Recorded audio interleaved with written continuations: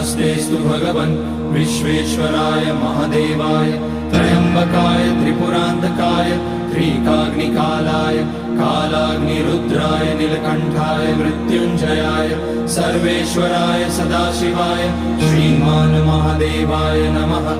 ॐ नमः शम्भवाय च मयोभवाय च नमः शङ्कराय च मयस्कराय च नमः शिवाय च शिवतराय च।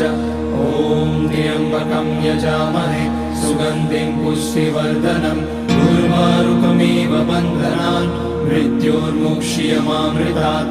नागेन्द्रहाराय त्रिलोचनाय भस्माकराय महेश्वराय नित्याय शुद्धाय दिगम्बराय तस्मै नकाराय नमः शिवाय।